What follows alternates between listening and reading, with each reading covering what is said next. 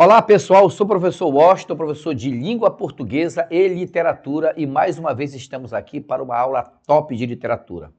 Na última vez nós assistimos aí a aula sobre o romance na parte da poesia e hoje você não pode perder, vai dar continuidade, mas dessa vez será a prosa romântica. Então você continua no nosso canal aqui, você vai ver que tem também nesse canal aqui a poesia romântica. Mas hoje então é a prosa. E a prosa romântica no Brasil, gente, ela começa primeiro pela divulgação. A divulgação, você sabe que não tinha ali compêndio, livros, né? Mas a divulgação era por meio de folhetins. O que é folhetins? Eram partes do livro que eram apresentados periodicamente, ou seja, poderia ser apresentado diariamente, como novela hoje, né? Ou então poderia ser colocado semanalmente. Então, todos os autores que participavam da divulgação dos folhetins, eles escreviam como se fosse hoje escritores de novela, acabava sempre naquele clímax. Então, eram obras preparadas para serem apresentadas periodicamente, semanalmente ou então diariamente. Então, essa aqui era a divulgação periódica por folhetins. Gente, o romantismo na prosa começou com Teixeira e Souza. O pessoal não comenta muito sobre ele, inclusive nem coloquei aqui, porque o Teixeira e Souza, apesar de ter iniciado o romantismo no Brasil em 1843, com a obra O Filho do Pescador, esta obra não impactou muito, gente. O povo não gostou muito dessa obra. Ele foi o primeiro a escrever um romance da prosa, né, dentro do momento urbano, mas o povo não gostou. Mas a obra que bombou, se tivesse hoje um Instagram, se tivesse hoje um Facebook, a obra que bombou, que no Twitter da época, se tivesse, foi a obra A Moreninha, de Joaquim Manuel de Macedo. Essa obra todo mundo estava lendo, porque é aquela obra que todos queriam, porque apresentava o famoso final feliz. Quem que não gosta de ouvir história onde tem lá, naquele finalzinho, e felizes para sempre? Nós fomos acostumados dessa forma, ouvir historinha, não é isso? E aí, gente, esse romance na prosa está dividido em 4 partes. E a primeira parte aqui, vamos chamar de prosa urbana. Quais são as temáticas da prosa urbana? A prosa urbana, a primeira coisa que vai aparecer é apresentar o ambiente da vida burguês. Você sabe que a burguesia era o exemplo de sociedade. Então, todas as pessoas que porventura lessem algum livro, eles tinham que se deparar com aquele ambiente bonito, aquele ambiente glamouroso, aquela menina de família. Tudo isso são costumes que eram apresentados na prosa urbana, certo? E aí era muito comum uma menina ou um garoto naquela época abrir um livro do romance da prosa urbana e encontrar ali os costumes da burguesia, que isso realmente era a meta, apresentar os costumes da burguesia para o povo, já que a burguesia e os seus costumes eram o exemplo de sociedade, e isso devia ser apresentado nas obras. E aí, além da vida burguesa presente nas obras, nós temos também a presença de heróis e heroínas.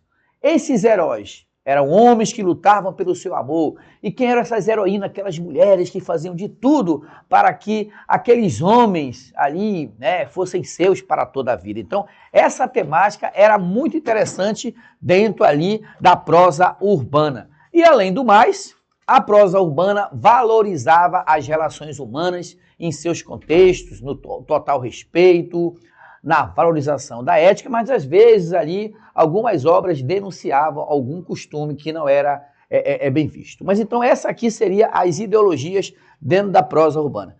E aqui nós queremos citar aquele cara que bombou. Quem foi ele aqui? O Joaquim Manuel de Macedo, gente. Joaquim Manuel de Macedo produziu a primeira obra que bombou dentro da prosa urbana, e dentro da prosa urbana foi justamente a obra A Moreninha. Gosto, eu já li A Moreninha. Isso, é verdade, a história da nossa amiga Carolina e Augusto.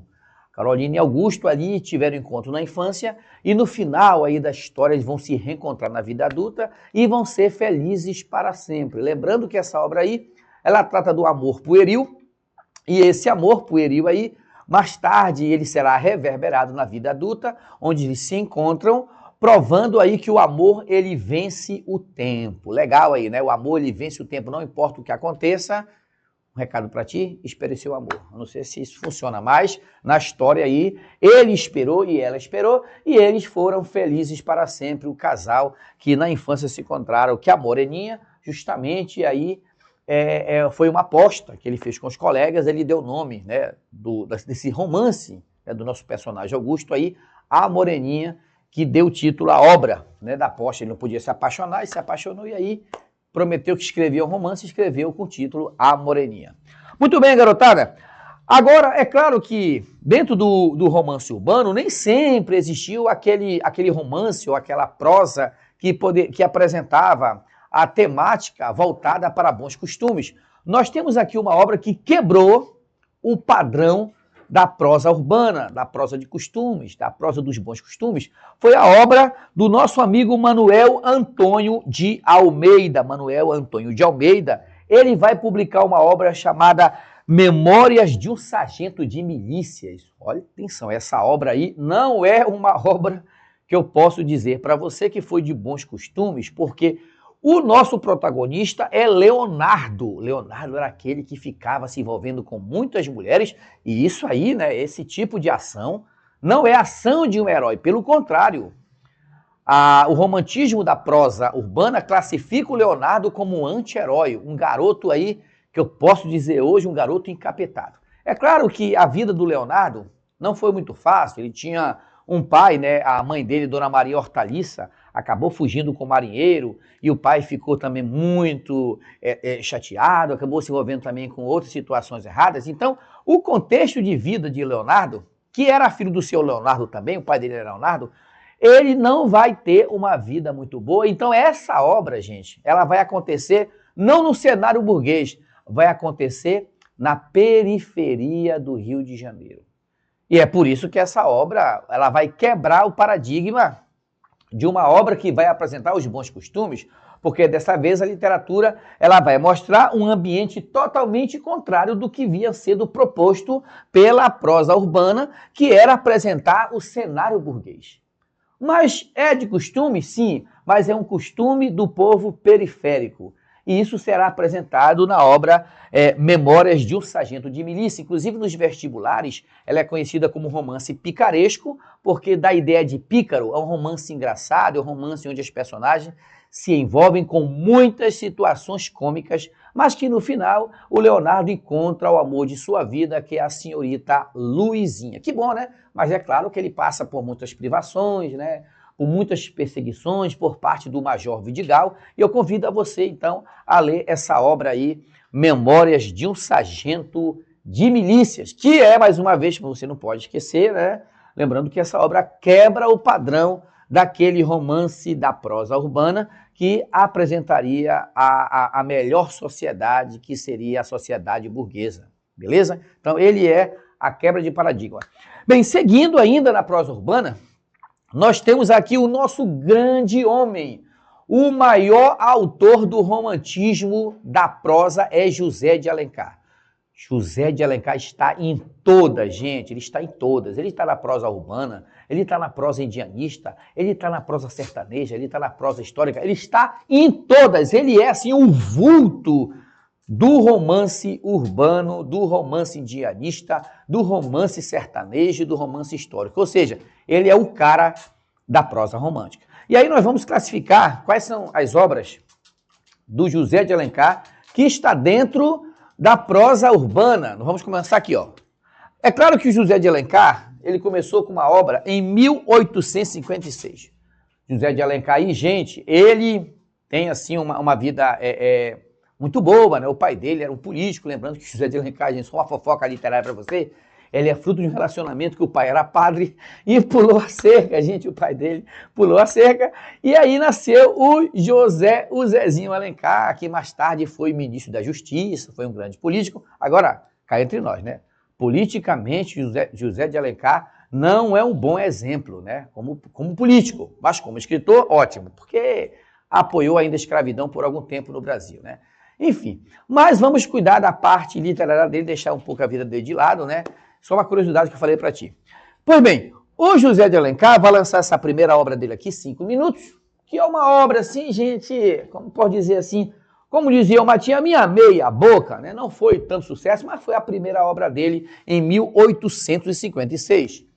Pois bem, Mas aí o José de Alencar vai se destacando, agora vamos escolher as obras principais dele dentro da prosa urbana. Nós temos aqui a Viuvinha, que é uma obra de 1857, essa obra de uma moça que perde o seu marido, né? Mas ela perde assim, porque o marido estava endividado e ele forjou a sua morte, porque ele não queria pagar, gente. O pessoal aí, os agiotas estavam atrás dele, e ele então fingiu a morte para poder escapar ali da perseguição por parte daqueles que ele tinha emprestado o dinheiro. Olha só aí, ó, cuidado, mas atenção, não faça isso com a sua esposa, pague a sua dívida, tá? E aí então, assim, ele fugiu, ele escapou. E aí nós temos a Viuvinha. Aparentemente todo mundo achava que ela era viuvinha porque ele fugiu à morte, né, queimou o corpo, enfim. E aí, no final da história, ele aparece, já o povo esqueceu aí que ele estava devendo. Mas aí é o final da história legal aí. Pois bem. E aí nós temos uma obra, assim, gente, que é super interessante, a obra Lucila. Eu acho que você deveria ler Lucila, porque na obra Lucila, a história é de uma cortesã. Cortesã seria a prostituta lá do século XIX, não é isso, gente? A cortesã. E era uma cortesã de luxo. Então, quem vai contar a história para nós é o Paulo que vai contar a história, o Paulo que se apaixonou ali pela Lucila, ou seja, se apaixonou pela prostituta. Ei, lembra do filme assim? Aquele filme? Uma linda mulher? Pretty Woman, Walking Down the Street, Pretty Woman. Ei, meu amigo, mas aí aconteceu um negócio terrível aí, ó. O nosso cliente aí, o Paulo, se apaixonou pela cortesã. Jamais pode acontecer isso, se apaixonar pela prostituta. E agora a coisa complicou, né, garotada? Mas enfim, aí é claro, né, que ela também se apaixona por ele. Depois ela vai dizer que o nome dela não é Lúcia, não é Lucila, o nome dela é Maria da Glória. Ela vai contar uma história, como chegou a ter essa vida de prostituição. E o final da história é dramático porque a Lucila, gente, que amava a Paulo, que Paulo amava a Lucila, não pôde ficar com Paulo porque ela morreu, tá? E aí o José de Alencar, a gente teve que ter esse final aí, porque já pensou, na sociedade lá da época, o cara ricaço, o cara da alta burguesia, ficar com uma prostituta, não era legal, né? Não era aquele cara, o Odair José, eu vou tirar você desse lugar. Não deu, não tem não. Ela morreu no final ali da história, porque não tinha como o José de Alencar contar para todos ali, no final. Já pensou? Seria um escândalo ali o Paulo casar com uma prostituta. Eles tentaram de tudo, ele dizia que o amor purificava, o amor era um amor virginal, por mais que ela tivesse praticado as relações sexuais por dinheiro, mas poderia recuperar, mas isso não aconteceu na história. Eu poderia contar mais para você, mas eu vou deixar você curioso para você ler o livro de José de Alencar, que pertence à prosa urbana, a obra Lucila. Beleza? Muito bem. E aí, garotada? Vamos seguindo aqui na prosa urbana, ainda com José de Alencar, tem a obra Diva, né? Que um médico se apaixona por uma moça mais nova do que ele, depois vai ter todo o desenrolar da história, e no final eles acabam ficando juntos. Perceberam aí? Tem que ter, mano, tem que ter o happy end, ou seja, o final feliz, porque a sociedade, naquela época, ela exigia o final feliz.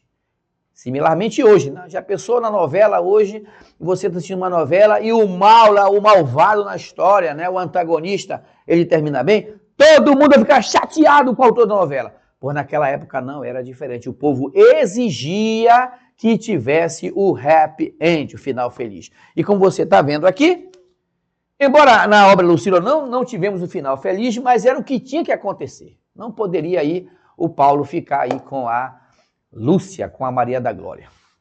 Pois bem, aí nós temos uma obra muito importante dele, gente, que é a obra Senhora. Ei, Senhora é a história, gente, de Aurélia Camargo e Fernando Seixas.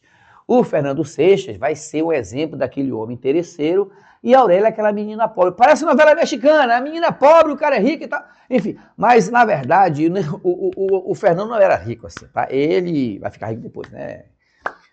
Acontece que o Fernando, gente, queria uma mulher que desse para ele um sustento e a Aurélia era uma pobre, certo? Era uma pobre.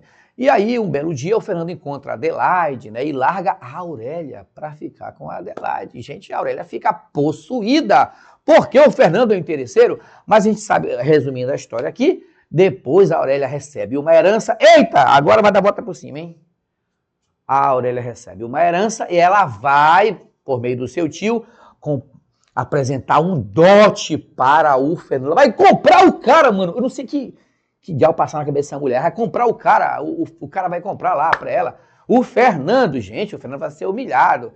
Se fosse eu hoje, eu não compraria mais, mandava ele para a China pastar, eu pegava o dinheiro e ia para a Disney, mas não. Mas ela resolveu pegar o dinheiro, o tio ia pegar o dinheiro e usar um dote para comprar o Fernando. No final, há uma briga entre eles. Ela fica humilhando o Fernando. Eu tinha que aprender também, né, gente? Tinha que respeitar a menina aí. E aí, conversa vai, conversa vem, briga daqui, briga dali, lá humilhava o Fernando. Ei, eu te comprei, tu é meu. E aí, é claro que a sociedade burguesa exigia que a Aurélia, por mais que tivesse sido lesada por Fernando, terminasse com ele, gente. É isso que a sociedade queria, né? O José de Alencar dizem, uma fofoca, né? Que eu ouvi falar, que o José de Alencar ia fazer o seguinte, ia terminar assim, ó. A Aurélia não ia perdoar o Fernando, ele ia procurar o rumo dele, ia dar um chute nele. Claro, seria bem melhor assim. Mas a sociedade naquela época era muito cheia de mimimi. E ela queria o final feliz, ela perdoou o Fernando, e aí eles reataram o relacionamento, disse, ei, eu te amo, cara, pô, vamos parar com essa briga aí, mano. E aí resolveram fazer as pazes, e o casal aí ficou feliz para sempre, o Fernando e a Aurélia Camargo. Gente, que história, hein? Que história. Mas aí, lembrando que tudo isso era passada por meio de folhetins, que era justamente aí um periódico. Então, e geralmente os capítulos terminavam assim, num momento muito dramático. E o povo, gente, comprava os jornais na época porque eles queriam saber ali o que estava rolando, né?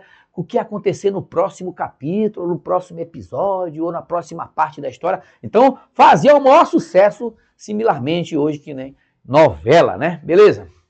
Beleza aí, gente?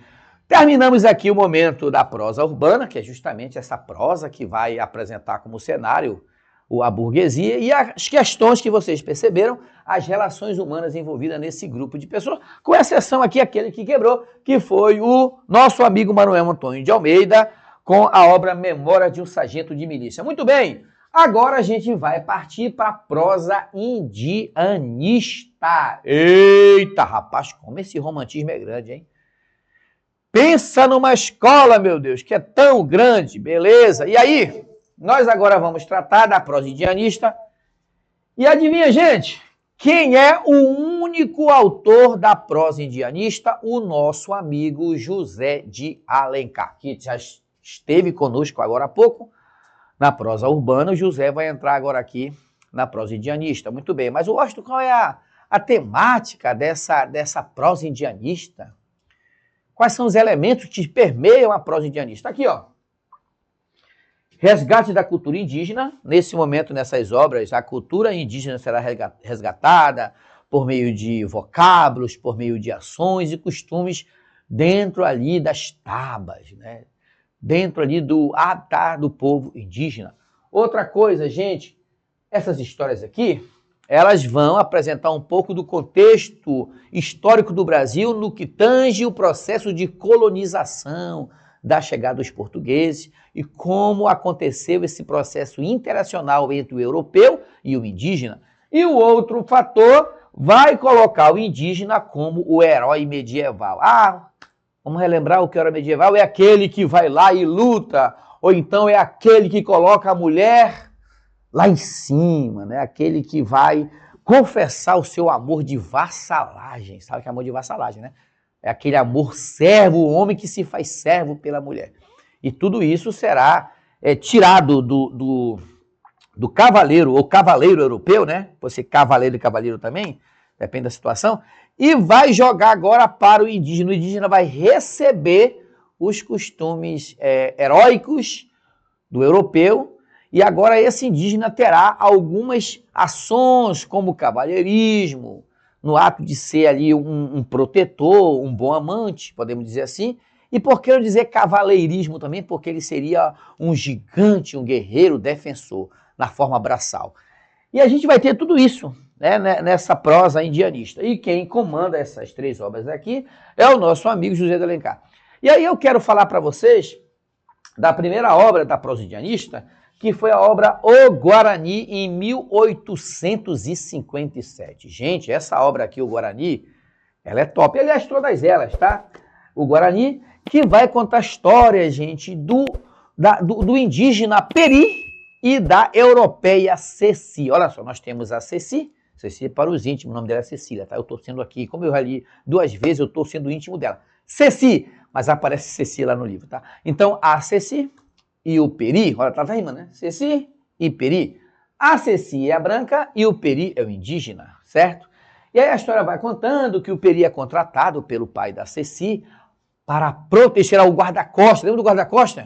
Vai se apaixonar, aquela música. O guarda-costas mesmo. E aí, gente, ele será o guarda-costas aí da garotinha, da Ceci. E aí é impossível não se apaixonar, porque aqui diz que a Ceci era linda. E o Peri todo bobão ali, protegendo a Ceci. Uma vez, conta-se a história que umas pedras iam caindo sobre a Cecília. Ele foi lá e protegeu. Uma vez também conta-se que os indígenas foram atacar a Ceci, porque o irmão dela, sem querer, matou um indígena de outro local. E eles foram vingar lá e ele protegeu. Então ele era o cara. Para ter uma ideia na história, para você ver como o homem é bobo às vezes por mulher. Olha, para ter uma ideia, uma vez aí estava tendo uma guerra entre os indígenas, né, de uma outra banda contra ali a turma do Dom Antônio Maris, que era o pai dela. Você sabia que quando ele viu que os inimigos estavam atacando, que poderiam matar a Ceci, ele disse, eu vou agora tomar veneno. Eu pensei, por que, mano? Por que tá tomando veneno?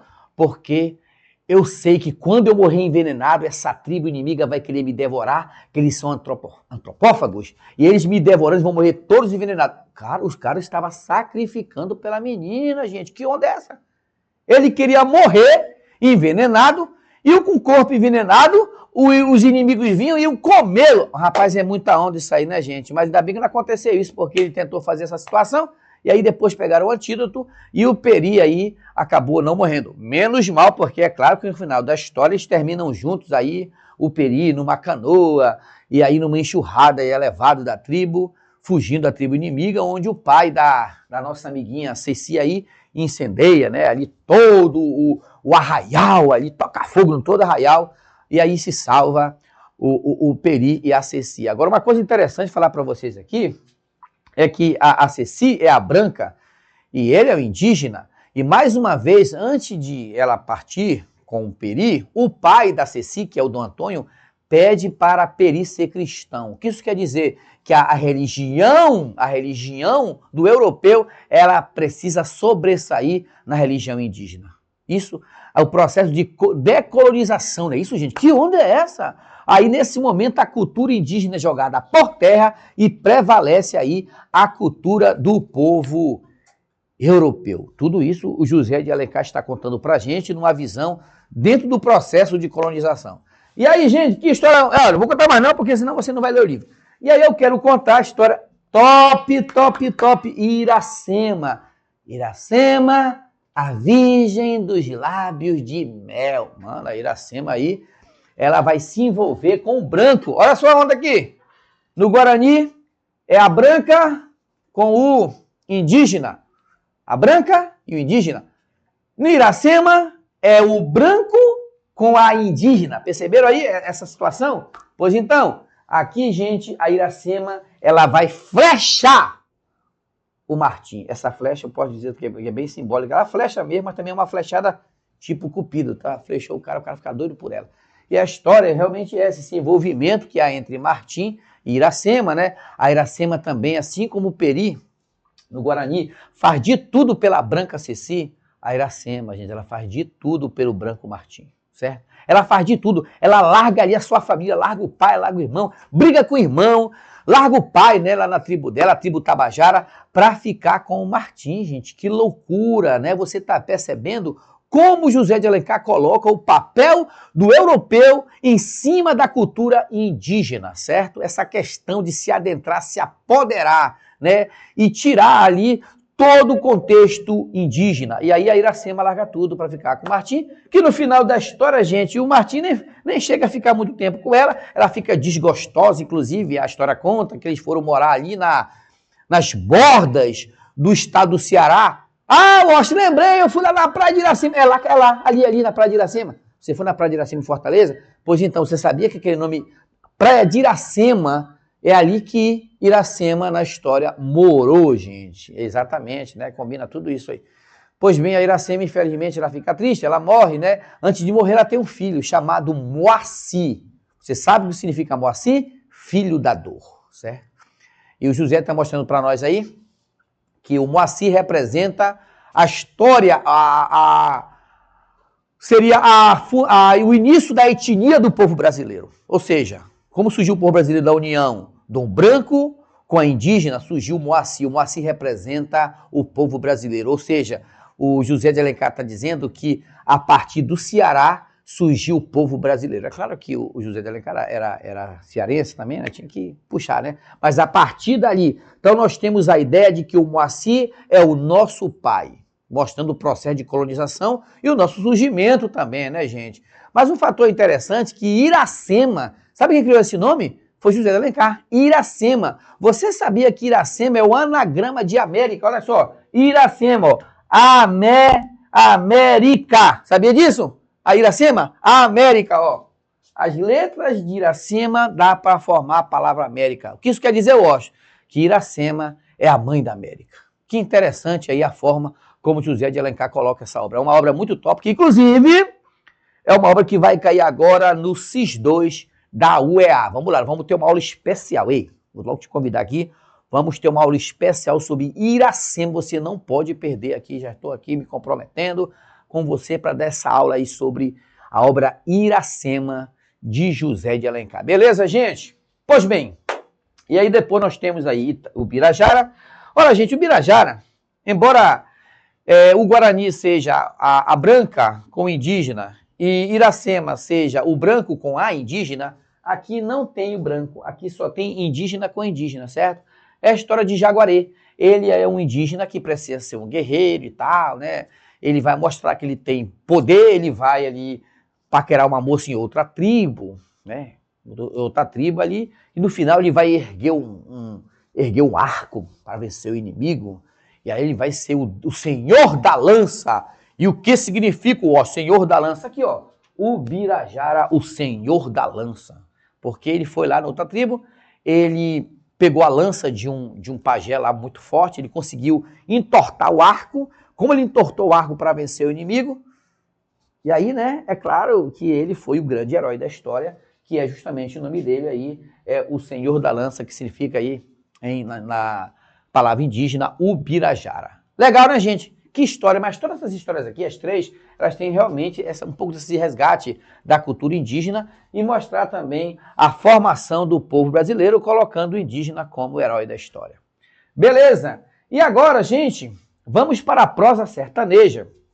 Bem, você sabe que a literatura, ela ficava muito entre Rio e São Paulo, Rio e São Paulo. Mas agora, gente, a literatura lá vai sair ali, a literatura vai sair do litoral, Rio e São Paulo, agora vai passar para Minas Gerais, vai passar ali, quem sabe, pelo Rio Grande do Sul, né? Então, a literatura pelo Ceará. Então, nesse momento, podemos entender que a literatura vai se alargando, vai quebrando ali as fronteiras. E aí nós temos, nesse contexto aí, isso quer dizer que a prosa sertaneja, ou rural, que está dentro do romantismo da prosa, ela vai valorizar os costumes rurais e o sertanejo. E por que não dizer o gaúcho? E por que não dizer o mineiro para você? Até porque nós tínhamos só paulista, carioca, paulista, carioca. E agora a literatura ela vai aqui, as bordas delas serão rompidas e vai chegar em outros estados.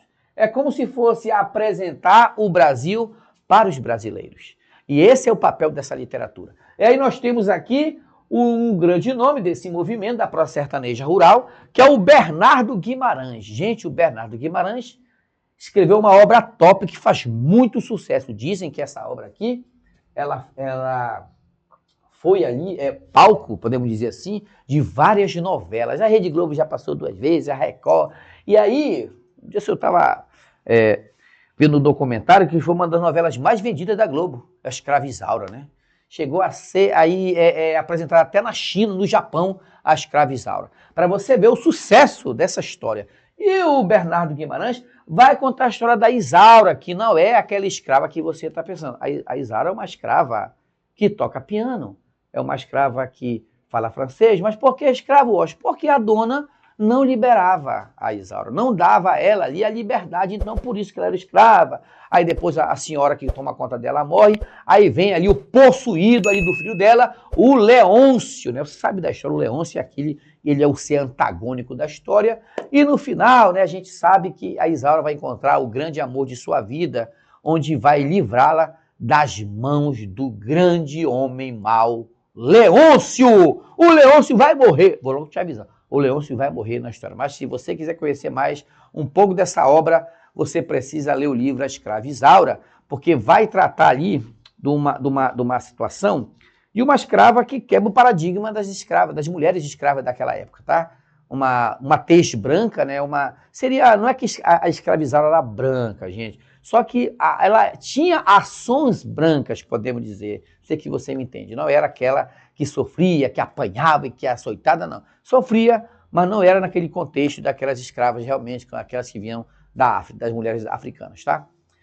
Outra obra aqui é O Seminarista, uma obra muito triste, né? Eu vou contar uma obra para você, uma obra muito triste aqui, porque nós temos o Eugênio é um rapaz que é uma obra que vai mostrar um pouco dessa questão interiorana, da ideia patriarcal, daquele garoto que é fazendeiro, que só tem que se envolver com a menina da fazenda, e aí, deu ruim, parceiro, a menininha ali, a filha da empregada, estava de olho nele, então eles brincavam ali, o pai viu aquilo assim, viu que era um horror, meu Deus, meu filho está brincando com a filha da empregada, e aí a primeira coisa que o pai faz, manda o garoto para o seminário, gente. Só que no seminário, quando ele se forma padre, ele volta para o interior dele, ele não esqueceu a garotinha Margarida. Ei, não esqueceu não. Ele foi atrás dela, acabou encontrando, rolou uma coisa entre eles, e no final da história, sabe o que rolou? É que quando ele foi realizar a missa, lembrando que quando ele foi visitar a Margarida, ela estava doente já. E aí, é claro que rolou uma coisinha entre eles, está com a consciência meio pesada, porque o pai e a mãe estavam ansiosos, porque o filho ia realizar a primeira missa na vila. Oh, aquele filho que estudou, que é teólogo, que é padre, vai realizar a missa, mas já tinha rolado uma coisa com a Margarida. Ei, já tinha quebrado ali todo o processo do celibato. Mas enfim, gente, e aí isso aconteceu? Aconteceu que quando ele foi realizar a missa, gente, babado aqui, hein? Tinha um cadáver dentro da igreja. O pessoal, olha, o Eugênio é o seguinte, não vai poder realizar a tua missa não, porque nós temos um velório hoje. E adivinha, gente? Eu sei que você está pensando exatamente. Era a Margarida que estava lá na igreja morta, meu amigo, quando o Eugênio viu ali o amor de sua vida. Ninguém sabia, tá disfarçadamente. Morto, ele ficou louco, ele ficou louco. A história diz que Eugênio termina louco. Não tem um final feliz, tá? Mas aí para provar para ti, para você também, que o amor enlouquece as pessoas, tá? Que fica esperto com quem você vai amar na vida, que o amor deixa a pessoa doida aí, tá? Pois bem, e agora vamos falar do Franklin Távora, que vai apresentar um tipo de... aqui um cangaceiro. Eu acho que a primeira obra que apresenta um cangaceiro é a obra O Cabeleira, que é um rapaz chamado José Gomes. José Gomes é aquele cara que é o galeroso do sertão, assalto e tudo mais, mas aí depois ele encontra um final de forma justiceira, tá? É o Franklin Távora, inclusive o Franklin Távora passou um tempo aqui pela Amazônia, até diz que visitou aqui em Manaus também, enfim. Beleza. E nós temos, é claro, podemos esquecer daquele que faz parte de todo o contexto da prosa romântica, que é o José de Alencar, com a obra O Sertanejo e o Gaúcho. É claro, gente, tem mais obras, eu estou colocando para você aqui as principais, tá? Não pode... essa aula aqui, gente, poderia ser uma aula assim de 2 semanas para você, mas aqui, só com essa aula é suficiente para você compreender a abrangência aqui da prosa romântica, que nesse caso estamos vendo aqui a prosa sertaneja. Então, o José de Alencar contribuiu com o sertanejo e com a obra O Gaúcho. E no romance histórico, nós temos aqui a principal obra, que é A Guerra dos Mascates. Adivinha quem escreveu? Adivinha? Acertou! José de Alencar, que vai contar... Por que romance histórico? Vai contar aí um pouco daquele momento que aconteceu em Olinda, né? de uma confusão que aconteceu em Olinda, esse fato histórico, ele vai colocar aqui no livro. É claro que ele conta um pouco dessa história, mas vai colocar elementos românticos, para dar uma espécie de, podemos dizer, de veracidade na história, mesmo sendo romântica. Gente, isso aqui é todo o contexto do romantismo da prosa. Legal, né? É um momento grandioso da literatura. Todos esses caras que contribuíram para que a literatura tivesse uma grande significância para nós. E você precisa estudar. Se você quiser aperfeiçoar, né, estudar mais, você tem aqui esses livros maravilhosos, que são livros canônicos da nossa literatura. Estude e certamente vai enriquecer muito mais a sua vida em relação à literatura, certo? Que é muito importante para o nosso crescimento intelectual. Beleza, gente? Ótima aula para você. Atenção, lembrando que você precisa compartilhar o nosso vídeo. Se inscreva no nosso canal, curta o vídeo, compartilhe e ative as notificações para mais vídeos. Beleza, gente? E até a próxima.